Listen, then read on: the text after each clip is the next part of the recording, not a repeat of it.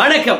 எட்டி டாக்ஸ்ல என்ன பார்க்க போறோம்னு கேட்டீங்கன்னா, திமுக கூட்டணி விட்டு வெளியேறும் விசிக, தொல் திருமாவளவன் அவர்கள் எடுத்த அதிர்ச்சி முடிவு. இந்த ரெண்டை தான் விரிவா பார்க்க போறேங்க. நேத்து புதிய தலைமுறை தொலைக்காட்சிக்கு சிறப்பு நேர்காணல் கொடுத்தாரு திருமாவளவன் அவர்கள். அதுல அவர் பேசின விஷயங்களை நீங்க டிவில பார்த்திருந்தீங்கன்னா ஓகே, அப்படி பார்க்காதவங்களுக்கு நான் ஒரு நிமிட காணொளி தரேன். அந்த காணொலியை பாருங்க. அதற்கு பிறகு என்னுடைய கருத்தும் கேளுங்க. எது சரியானது என்பதை பற்றி கீழே கமெண்ட் பண்ணுங்க. அவங்க மதத்தின் அடிப்படையில் வெறுப்பு அரசியல சிறுபான்மையினருக்கு எதிராக பரப்பினாங்க. இவங்க சாதியின் அடிப்படையில் வெறுப்பு அரசியல தலித்துகளுக்கு எதிராக பரப்பினாங்க. அந்த சோசியல் இன்ஜினியரிங் என்கிற அந்த உத்தியை கையாண்ட காரணத்தினால் நாங்கள் தெளிவான ஒரு முடிவுக்கு வந்தோம். இந்த மாதிரி சோசியல் இன்ஜினியரிங் என்கிற பெயரால் சமூகங்களுக்கு இடையில் வெறுப்பை விதைத்து பிரிவினையை உண்டு பண்ணக்கூடிய, நிலையான பகையை வளர்க்கக்கூடிய இந்த இரண்டு கட்சிகளோடு எந்த காலத்திலும் நாங்கள் தேர்தல் கூட்டணி வைத்துக் கொள்ள மாட்டோம். இந்த கட்சிகள் இடம்பெறக்கூடிய அணியிலும் இடம்பெற மாட்டோம் என்று ஒரு முடிவை நாங்கள் ஏற்கனவே எடுத்துவிட்டோம். இன்றைக்கு நேற்றுக்கு எடுக்கவில்லை. அந்த முடிவை எடுக்கிற சுதந்திரமும் உரிமையும் அதிகாரமும் எங்களுக்கு இருக்கிறது. ஆனால் திமுகவுக்கு அழுத்தம் கொடுக்க நாங்கள் ஒருபோதும் விரும்பவில்லை. திமுக ஒரு முடிவை எடுத்தால் அது எங்கள் நிலைப்பாட்டுக்கு எதிராக இருந்தால் நாங்கள் அதிலிருந்து, அந்த கூட்டணியிலிருந்து வெளியேறுவதை தவிர எங்களுக்கு வேறு வழி இல்லை. அவ்வளவுதான். இதுதான் எங்களுடைய நிலைப்பாடு. இதில் நாங்கள் எந்த சமரசமும் செய்து கொள்ளவில்லை. அதற்கு காரணம், நாங்கள் அவ்வப்போது வருகிற தேர்தலுக்காக நிலைப்பாடுகளை மாற்றிக்கொள்ளக்கூடாது. நம்முடைய கருத்தியல் சார்ந்த பயணத்தில் நம்பகத்தன்மையை வளர்த்தெடுக்க வேண்டும். அந்த நம்பகத்தன்மையை பாதுகாக்க வேண்டும். அந்த கிரெடிபிலிட்டி என்கிற நம்பகத்தன்மையை ஒருபோதும் இழந்துவிடக்கூடாது என்கிற அடிப்படையில் நாங்கள் எடுத்த நிலைப்பாட்டில் உறுதிப்பாட்டோடு இருக்கிறோம். அவ்வளவுதான். திருமாவளவன் அவர்கள் எடுத்திருக்கின்ற முடிவு சரியானது என்று நான் நினைக்கிறேங்க. இதே மாதிரி ஒரு முடிவை தான் டாக்டர் ராமதாஸ் அவர்கள் எடுக்கணும். ஏன்னா திருமாவளவனுக்கு இருக்கக்கூடிய வாக்கு வங்கி வேறு, பாமகவுக்கு இருக்கக்கூடிய வாக்கு வங்கி வேறு. திருமாவளவனை எதிர்த்து தான் டாக்டர் ராமதாஸ் அவர்கள் அரசியல் பண்ணிட்டு இருந்தாரு. இப்பதான் அவங்க பையனை எதிர்த்து அரசியல் பண்றாரு. அதனால இப்போ பாமக கிட்ட இருக்கக்கூடிய எல்லா வாக்கு வங்கியும் திருமாவளவனுக்கு எதிரானதுதான். எப்படி தேர்தலை தாண்டியும் தன் கட்சியானது நிலை பெற வேண்டும் என்றால் கொள்கையில நிலையா இருக்க வேண்டும். நம்பகத்தன்மையானது என்னுடைய தொண்டர்களுக்கு இருக்கணும். அந்த நம்பகத்தன்மையை நான் காப்பாற்றணும் அப்படின்னு ஆசைப்படுறேன். அதனால பாமக பாஜக இருக்கின்ற கூட்டணிக்கு நான் போக மாட்டேன். அவங்க வந்தா நான் வெளியேறி விடுவேன். திமுக யார சேர்க்கணும் என்பது அவங்க முடிவு. ஆனா வெளியேறி விடுவேன் அப்படின்னு சொல்றது என் முடிவு அப்படின்னு தைரியமான முடிவெடுக்கின்றார். அவருக்கு அதிகாரங்கள் பெருசு இல்லை அப்படின்னு நினைக்கிறார். அரசியல் களத்துல தன்னுடைய நம்பிக்கையை நிலைநாட்ட வேண்டும் என்று நினைக்கின்றார். அதிகாரம் இருந்தாதான் என்னுடைய மக்கள் முன்னேற வேண்டும் என்ற அவசியம் தலித் மக்களுக்கு கிடையாது. அரசாங்கத்துல பல்வேறுபட்ட சலுகைகள் இருக்குது. அதே மாதிரி இடஒதுக்கீடு இருக்கிறது. அது மட்டும் இல்லாம எந்த கவர்மெண்ட் வந்தாலும் சரி தலித் மக்களை ஒதுக்கி விட்டு எந்த திட்டத்தையும் தர போறது இல்லை. அதனால திருமாவளவனை பொறுத்த வரைக்கும் அதிகாரத்தை பெற்றுத்தான் தலித் மக்களுக்கு செய்ய வேணும் அப்படின்றது எதுவுமே கிடையாது. அது மட்டும் இல்ல, தலித் மக்களுக்கு புதுசா சிறப்பா திட்டம் வகுக்காத எந்த ஆட்சியும் இல்லை. ஆங்கிலேயன் காலத்திலிருந்து இன்னைக்கு நடந்து கொண்டிருக்கின்ற திராவிட மாடல் ஆட்சி வரைக்கும் தலித் மக்களுக்கு ஏகப்பட்ட திட்டங்களை கொட்டி கொடுத்திருக்காங்க. என்ன ஒண்ணு, தலித் மக்கள் மீது இருக்கக்கூடிய சாதிய வெறுப்பு தான் இன்னும் மாறல. அது மாறாததுக்கு காரணம் ஒன்னே ஒண்ணுதான், தேர்தல் அரசியல்ல எந்த இடத்துல எந்த ஜாதி அதிகமா இருக்குதோ அந்த இடத்துல அந்த ஜாதி காரணியை நிக்க வச்சு வெற்றி பெற செய்வது. ஜாதியை ஒழிப்பதற்காக கட்சி தொடங்கினானுங்க பாருங்க. அப்படிங்களே தேர்தல் அரசியல்ல ஜாதிய பார்ப்பதனால ஜாதிய பாகுபாடுகளும் ஜாதிய புறக்கணிப்புகளும் ஜாதிய ஏற்றத்தாழ்வுகளும் அப்படியே இருக்குது. அதை ஒழிக்க வேண்டும் என்றால் ஜாதி பார்த்து வேட்பாளர் நிறுத்திருக்க கூடாது. ஆனா ஜாதி ஒழிப்பதற்காக வந்த எந்த கட்சியும் ஜாதி ஒழிக்கல. அதனால தலித் மக்களை பொறுத்த வரைக்கும் ஜாதிய இழிவு மட்டும்தான் இருக்குதே கண்டி, அதை தாண்டி அவங்களுக்கு பெருசா பொருளாதாரத்துல பின்னடைவு, சாப்பாட்டுக்கு இல்லாம இருக்காங்க, துணிக்கு இல்லாம இருக்காங்க, விவசாய நிலம் இல்லாம இருக்குது அப்படின்னு தலித் மக்களுக்கு எந்த விதமான கஷ்டமும் இன்னைக்கு இல்ல. என்ன ஒண்ணு, தலித் மக்களை பொறுத்த வரைக்கும் புரிதல் இல்லாம அளவுக்கு அதிகமாக செல்வங்களை செலவழித்து ஆடம்பரமா இப்ப கொஞ்சம் வாழ ஆரம்பிச்சுட்டாங்க. அதனாலதான் அவங்களுடைய வறுமையானது அவங்க விட்டு போகாம இருக்குது. அதனால எல்லா கவர்மெண்ட்டும் தலித் மக்களுக்கு செய்ய வேண்டியது எல்லாம் செஞ்சாச்சு. ஆனால் டாக்டர் ராமதாஸ பின்தொடர்கின்ற மக்களுக்கு அரசாங்கத்துக்கிட்ட இருக்கக்கூடிய திட்டங்கள் சொற்பம். புதுசா வருகின்ற கட்சிகளோ இல்ல புதுசா வருகின்ற அரசோ இந்த ராமதாஸ் பின்னாடி இருக்கக்கூடிய மக்களை பற்றி சிந்திக்குமா? இல்ல அந்த மக்களுக்கான சிறப்பு திட்டத்தை கொடுக்குமா? புதுசா வர கட்சியும் பேசாது, புதுசா வர ஆட்சியும் பேசாது.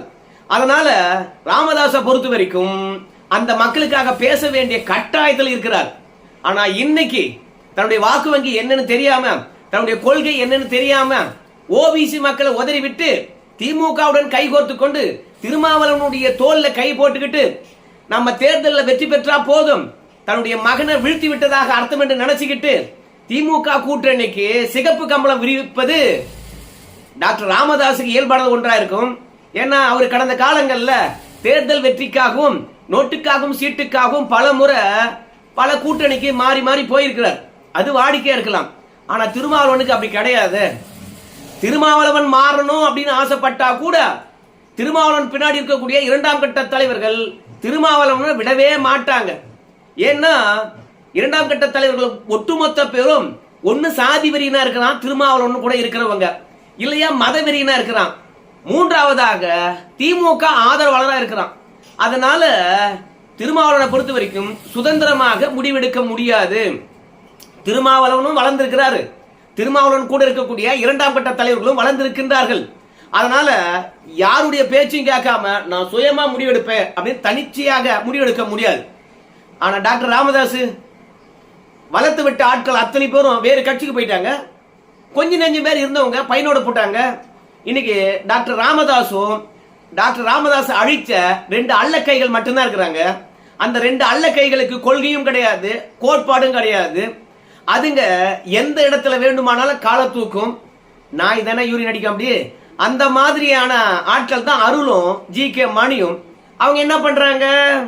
டாக்டர் ராமதாஸ் இத்தனை நாளும் திமுக 10.5% இடஒதுக்கீடு தராம ஒட்டுமொத்த வன்னியர்களையும் தற்கொலைக்கு அழைத்து சென்றது. ஒவ்வொரு முறையும் இடஒதுக்கீடின் போதும் ஒவ்வொரு முறையும் வேலை வாய்ப்பின் போதும் தனக்கான வாய்ப்பு பறிபோகின்ற போது வன்னிய சமூகத்தில் இருந்து எத்தனை பேர் உயிர் இருக்கிறாங்க அதெல்லாம் பார்த்த பிறகு கூட இந்த ஜி.கே. மணியும் இந்த அருளும் தன்னுடைய சுயநலத்துக்காக டாக்டர் ராமதாஸை திமுக கூட்டணி பக்கம் நகர்த்துவது தன்னுடைய கொள்கை பாட்டுல உறுதியா இருந்த டாக்டர் ராமதாஸ குழி தோண்டி புதைப்பதற்கு சமமாக போயிடுது. ஆனா டாக்டர் ராமதாஸ் தான் சிந்திச்சிருக்க வேண்டும். திருமாவளவனுக்கு இருக்கின்ற உறுதி நிலைப்பாடு நமக்கு ஏன் இல்ல? 10.5 ஒரு அரசாங்கம் வழங்குச்சு, இன்னொரு அரசாங்கம் அதை வாதாடி உச்ச நீதிமன்றமானது தரவுகளை கொண்டு வாங்க, இடஒதுக்கீடு வாங்கிட்டு போங்க அப்படின்னு வாய்ப்பளித்த பிறகும் 5 வருஷமாக ஏமாற்றி இருக்குது. இப்படி ஏமாத்தின அரசாங்கத்துடன் போயிட்டு யாருக்காக பாடுபடுகின்றோமோ, யாருடைய உரிமைக்காக குரல் கொடுத்தோமோ, 30 ஆண்டு காலம் போராடி ஒரு அரசாங்கத்துக்கிட்ட பெற்ற அந்த இடஒதுக்கீடு தொலைச்சிட்டு அரசியல் வாழ்க்கைக்காக அதிகாரத்துக்காக நம்ம போய் மண்டிடுறோமே, நம்முடைய வயதுக்கும் நம்முடைய அனுபவத்துக்கும் இது சரியானதா அப்படின்னு டாக்டர் ராமதாஸ் தான் சிந்திச்சிருக்கணும். ஆனால திருமாவளவனை பாராட்டுற, ஆனா எனக்கு அதிகாரம் இருக்கோ இல்லையா, ஆனா டாக்டர் ராமதாஸுக்கு எதிராக தான் அரசியல் பண்ண, என் ஓட்டு எல்லாமே அவருக்கு எதிரானதான். அவர் கூட்டணி வச்சாருன்னா எனக்கு ஓட்டு விடாது, போதும்டா சாமி, நான் விஜயா கூட போலாம். ஆனா விஜயை பொறுத்த வரைக்கும் இன்னொரு அரசியல் இயக்கமாகவே வடிவாகல. அது அத்தனையுமே ரசிகர் பட்டாளமா இருக்கிறாங்க. அதனால தேர்தலில் போட்டியிடாம விட்டாலும் விட்டுருவ கண்டி நான் விஜயா கூட போக மாட்டேன் அப்படின்னு திருமாவளவன் அவர்கள் சொல்றார். அதுல உள்ளார்ந்த ஒரு விஷயம் இருக்கிறது. என்ன விஷயம் என்று பார்க்கின்ற பொழுது, நாம தனித்து நின்று விட்டாலும் பரவாயில்லை, விஜயுடன் போனோம்னு வச்சுங்களேன், திருமாவளவனுடைய ஆதரவாளர்களும் திருமாவளவனுடன் பின்தொடர்ந்த வாக்கு வங்கியும் விஜயுடன் போய் சேர்ந்துடும். அது திமுகவுக்கு பெரிய பின்னடைவாயிருக்கும். ஆனால் திமுகவை பின்னால் இருந்து இயக்கக்கூடிய பல மதவெறியர்கள் பாத்தீங்கன்னா திருமாவளவனை கட்சி வச்சிருவாங்க. யோ, திமுகவை தூக்கி பிடிச்சாதான் நம்ம மதம் மாற்ற முடியும் அப்படின்னு சொல்லி திருமாவளவனை ஒன்னா சேர்த்தா நீ விஜயா கூட கை கோத்துட்டியா அப்படின்னு கட்சி வச்சிருவாங்க. ஆனா திருமாவளவனை பொறுத்த வரைக்கும் தேர்தலில் போட்டியிடாம விட்டுருவார கண்டி விஜயா கூட போகவே மாட்டாரு. சோ இந்த அளவுக்கு எல்லா விதமான கொள்கையிலும் நிலையா இருக்கின்றார். சரி, பாஜக மீது அபாண்ட பழிய சொல்றார். என்ன? மதவாத கட்சி, சிறுபான்மையினருக்கு எதிரான கட்சி. சரி, திருமாவளவனை பொறுத்த வரைக்கும் நல்லா படிச்சவர்னு சொல்றாங்க, அரசியல் களத்துல 35 ஆண்டு காலமாக பயணித்தவர்னு சொல்றாங்க. ஆனால் பாஜக ஆட்சி காலத்துல மத கலவரம் ஏற்பட்டதா, சாதிய கலவரங்கள் ஏற்பட்டதா, ஏற்றத்தாழ்வுகள் அதிகமாக பார்க்கப்படுகிறதா, சிறுபான்மைகளுக்கு அச்சுறுத்தலாக இருக்கிறதா, சிறுபான்மைக்கு எதிரான சட்டங்கள் கொண்டு வரப்பட்டிருக்கிறதா, சிறுபான்மையுடைய வேலை வாய்ப்பானது பறிக்கப்பட்டிருக்குதா, சிறுபான்மையுடைய வாழ்வாதாரங்கள் நசுக்கப்பட்டிருக்கிறதா இல்ல பறிக்கப்பட்டிருக்கிறதா இல்ல அவங்களுடைய வாழ்கின்ற இடங்கள் வந்து பாத்தீங்கன்னா யாராலாவது அபகரிக்கப்பட்டிருக்கிறதா, பாஜக ஆட்சியில சிறுபான்மைகளுக்கு என்ன நடந்தது அப்படின்றத சொல்லணும்.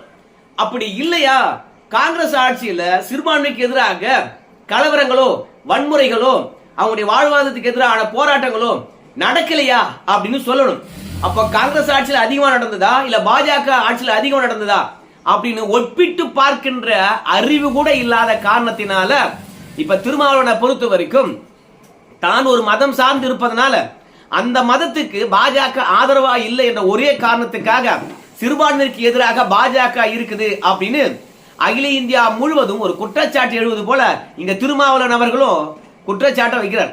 தமிழனை பொறுத்த வரைக்கும் படிச்சவன் பகுத்தறிவாளன் பெரியாருடைய பேரன்கள் அப்படின்னு சொல்லுகின்ற திருமாவளவன் உண்மையாவே பாஜக ஆட்சியில இவ்வளவு மத கலவரங்கள் நடந்ததா, சிறுபான்மையினர் ஒடுக்கப்பட்டிருக்கின்றார்களா, இல்ல சிறுபான்மையினர் மக்கள் தொகையானது காங்கிரஸ் கட்சியில் அதிகரிச்சுதா இல்ல பாஜக ஆட்சியில் அதிகரிச்சுதா, பாஜக ஆட்சியில சிறுபான்மையினர் பணக்காரர்களா உயர்ந்திருக்கின்றார்களா இல்ல காங்கிரஸ் ஆட்சியில பணக்காரர்களா உயர்ந்திருக்கின்றார்களா, தொழில் செய்ய முடிகிறதா, சினிமா எடுக்க முடிகிறதா, குழந்தை குடிய பெத்துக்க முடியுதா, சோ மத்த சமுதாயம் மாதிரி வந்து பாத்தீங்கன்னா பொதுத்தளத்துல அவங்களால பயணிக்க முடிகிறதா இல்ல அன்னைக்கு ஒடுக்குறாங்களா, இந்த ஒரு குறைந்தபட்ச சரிபார்ப்பை கூட சரிபார்த்து விட்டு திருமாவளவன் அவர்கள் பாஜக மீது குற்றச்சாட்டு வைக்கலனா ஒரு சில பேரை பயமுறுத்தி அதை அப்படியே தங்களுடைய வாக்கு வங்கியா வச்சுக்கணும் அப்படின்றத திருமாவளவனுடைய எண்ணமா இருக்குது.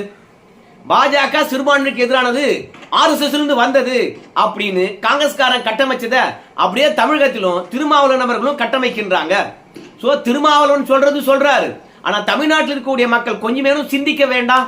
ஏடா திருமாவளவன் சொல்ற மாதிரி பாஜக உண்மையாக மதவாத கட்சி தானா, சிறுபான்மைக்கு எதிராக தான் இருக்கிறதா? அப்படி சிறுபான்மைக்கு எதிராக இருந்தால் திருப்பரங்குன்றம் மலையில தீபம் ஏத்த மாட்டோம் அப்படின்னு அடம் பிடிச்ச திமுக அரசாங்கத்துக்கு ஆப்பு வச்சிருப்பாங்களே, ஏன் ஜனநாயக பூர்வமாக செயல்படுகிறது அப்படின்னு யோசிக்க வேண்டாம். பெரும்பான்மையா இருக்கக்கூடிய இந்துக்கள் வந்து திருப்பரங்குன்ற மலையின் மீது தீபம் ஏத்த முடியல. மத்தியில ஆட்சியில் இருந்தும் மாநில அரசாங்கமானது மத்திய அரசாங்கத்துக்கு கண்ட்ரோலாக இருந்தாலும், ஆனா மத்திய அரசாங்கமானது மாநில அரசாங்கத்துக்கு முழு சுதந்திரம் விட்டு நீ என்ன நடவடிக்கை வேணா எத்துமாயா, மாநிலத்துல சட்ட ஒழுங்கு மட்டும் சரியா இருக்கணையா அப்படின்னு தீபம் ஏத்தாததுக்கு பாஜக உறுதுணையா இருந்தது. ஏன்னா தீபம் ஏத்தத்துக்கு மத்திய அரசாங்கம் அழுத்தம் கொடுத்தா சட்ட ஒழுங்கு கெட்டு போச்சு உன்னாலதான் அப்படின்னு சொல்லுவாங்கன்றதுனால சட்ட ஒழுங்கு தான் முக்கியம் அப்படின்றதுனால மாநில அரசாங்கம் இது கை வைக்கலையே. இப்படி எல்லா விதத்திலும் மாநிலத்தில் இருக்கக்கூடிய சிறுபான்மையினருடைய உரிமை வரைக்கும் பாஜக அனுமதிக்கின்ற பொழுது எப்படி வந்து பாஜக சிறுபான்மையினருக்கு எதிரானது? புசுக்கு புசுக்குன்னு ஆட்சியை கலைத்த காங்கிரஸ் எங்க இருக்குது? மாநில உரிமைக்கு எதிராக இருந்த காங்கிரஸ் எங்க இருக்கிறது? மாநில உரிமையா இருக்கக்கூடிய கல்வி எல்லாம் வந்து பாத்தீங்கன்னா மத்திய பட்டியலுக்கு குறிப்பா பொது பட்டியலுக்கு எடுத்து சென்ற காங்கிரஸ் எங்க இருக்கிறது? நம்முடைய உரிமையா இருக்கக்கூடிய காவிரி முல்லை பெரியார் கச்சத்தீவு எல்லாம் வந்து பாத்தீங்கன்னா நம்ம இருந்து பறித்த காங்கிரஸ் எங்க இருக்கிறது? இலங்கையில அப்பாவி தமிழர்களை கொன்று குவித்த காங்கிரஸ் எங்க இருக்கிறது? எமர்ஜென்சியை கொண்டு வந்த காங்கிரஸ் எங்க இருக்கிறது? இது எதையும் செய்யாத பாஜக எங்க இருக்கிறது?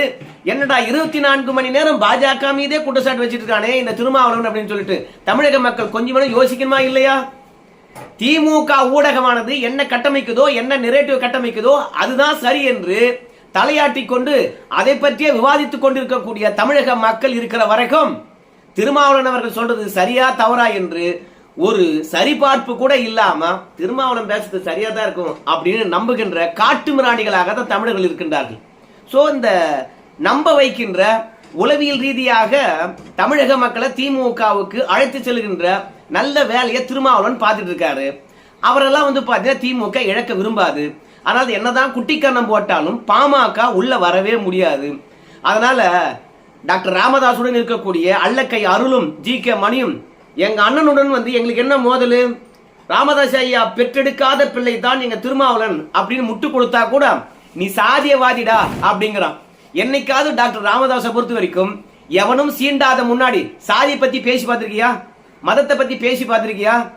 இந்த நாடக காதல் அரங்கேறுவதும் அந்த நாடக காதல் மூலமாக பல பேர் உயிரிழப்பதும் கண்ணெதிர பார்த்த பிறகுதான் ஒட்டுமொத்த ஓபிசி பெண்களும் யாரோ ஒருவர் குறிவைத்து அழிக்கப்படுகின்றார்கள். திருமணம் காதல் என்ற அடிப்படையில் அதனால ஓபிசி பெண்களை பாதுகாப்பது நம்முடைய கடமை என்று ஓபிசிகளை ஒன்றிணைக்க களமிறங்கினார் பாருங்க டாக்டர் ராமதாஸ்.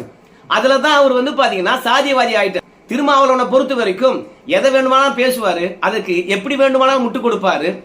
1000 வருஷத்துக்கு முன்பாக வாழ்ந்த மன்னர்களையும் குறை சொல்வாரு, அவங்களுடன் அரசியல் செய்யக்கூடிய அரசியல் தலைவர்களையும் குறை சொல்வாரு. ஆக மொத்தத்தில் அவரு கிறிஸ்துவத்துக்கும் இஸ்லாத்துக்கும் போய் சேர்ந்துருங்க, ஜாதி ஒஞ்சிடும் அப்படின்னு மத ரீதியா வழிகாட்டுவாரு. ரெண்டாவது, தன் சாதிக்காக போராட்டம் பண்ணுவாரு, தன் சாதிக்காரனுக்காக இடஒதுக்கீடு கேட்பாரு. ஆனா அவர் வச்சு நடத்துவது சாதி கட்சி கிடையாது, சமூக நீதிக்கான கட்சின்னு சொல்லுவாரு. அவங்க கூட்டணியில ஒட்டுமொத்த பேரும் மத அடிப்படையிலானவங்க இணைந்திருப்பாங்க. ஆனா மத சார்பற்ற கூட்டணி. ஆனா டாக்டர் ராமதாசும் பாமகவும் சாதிய மதவாத கட்சிகள்ங்க அப்படின்னு அடையாளப்படுத்துவாரு. இதையும் ஊடகமான தூக்கி வந்து உங்ககிட்ட சேர்க்கும். ஆனா உனக்கும் யோசிக்கின்ற திறமை கிடையாது, யாராவது சொன்னா அதை பற்றி சிந்திக்கின்ற அறிவும் கிடையாது. மொத்தத்துல திருமாவளவனுடைய அரசியல் ஸ்டென்ட் ஒவ்வொரு காலகட்டத்திலும் வெற்றி பெற்று இருக்கிறது. அப்படிதான் இப்போது நான் வந்து டாக்டர் ராமதாஸ சேர்த்துக்க மாட்டேன் அப்படின்னு சொல்வதன் மூலமாக தலித் மக்களுடைய ஒட்டுமொத்த நம்பிக்கை திருமாவளவன் பெற போறாரு. ஏன்னா விசிகாவில் இருக்கக்கூடிய தலித் மக்கள் பல பேர் டவேக்காக போயிட்டாங்க. சோ தேர்தல் அரசியலுக்காக கூட டாக்டர் ராமதாஸை சேர்க்காத திருமாவளவன் பின்னாடி இருப்பதா இல்ல சினிமா மோகத்தினால விஜய் பின்னாடி போறதா அப்படின்னு தலித் மக்கள், தலித் இளைஞர்கள் யோசிக்க மாட்டாங்களா என்பதனால தான் தேர்தலுக்காக எப்போதும் எதுக்கும் சமரசம் செய்து கொண்டவன் கிடையாது என்று புனிதன் மாதிரி பேசுறாரு திருமாவளவன். ஆனா கடந்த காலங்களை கொஞ்சம் நம்ம யோசனை பண்ணி பார்க்கணும். இதே பிஜேபியுடன் இதே பாமகவுடன் கூட்டணி போட்டுக்கிட்டு மங்களூர் தொகுதியில் நின்று வெற்றி பெற்றவர் தான் இவரு. ஆனா பாஜக கூட்டணியா மதவாத சக்தி இல்லையோ அப்படின்னு இப்போ வந்து ஸ்டண்ட் அடிக்கின்றார். அதனால திருமாவளவனை பொறுத்த வரைக்கும் தவேக்காக போகின்ற தலித் இளைஞர்களை இப்ப தடுத்து நிறுத்தணும், திமுக வரணும் அப்படின்னா டாக்டர் ராமதாஸ சாதி வெறினா காட்டணும், பாஜகவை மதவெறினா வழக்கம் போல காட்டணும். அதை இப்ப அப்படியே காட்டணும் என்பதற்காக தான் இப்படி புதிய தலைமுறையில் ஸ்டண்ட் அடிச்சிருக்கின்றார். என்னை பொறுத்த வரைக்கும் ஓபிசி மக்கள் நம்ப கூடாத ஒரே தலைவரான்னு கேட்டீங்கன்னா திருமாவளவன் தான். அதுக்கப்புறம் உங்க கருத்து, நான் சொல்றது தப்பா இருந்தா கமெண்ட்ஸ் சொல்லுங்க, திருத்திக்கலாம். நன்றி.